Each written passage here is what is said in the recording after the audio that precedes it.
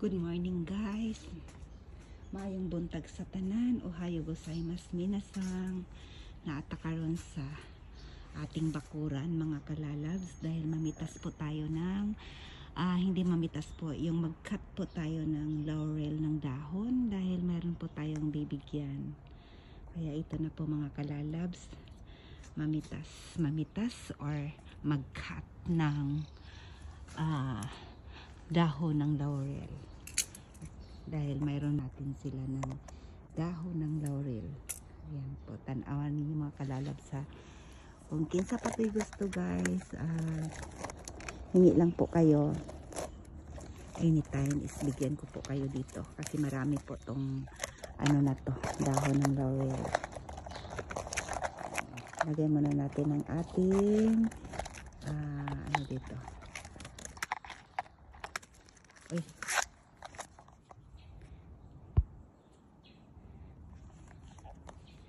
Ayan. Ito ay putulin natin. At ang cut sa gunting. Okay. Gahi man siya gahi man siya mga kalalabs. Gahi. Kanina lang kaya. Ayan. Humot kayo siya guys. Dahon ng laurel. Humot kaayo.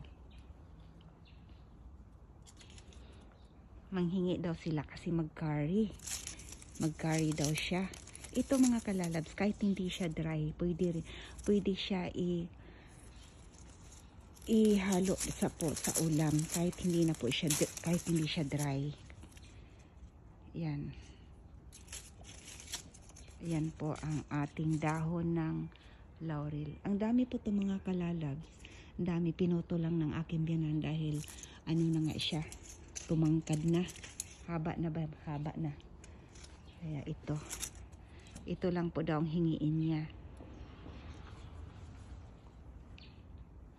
Yan po guys. Namitas tayo ng dahon ng laurel. Okay. Yan. Dahon ng laurel ay ang ganda sa ating healthy sa atong body mga kalalabs. Yan po ang dahon ng laurel. And then mamaya mga kalalabs ay mga harvest na naman tayo ng kingkan.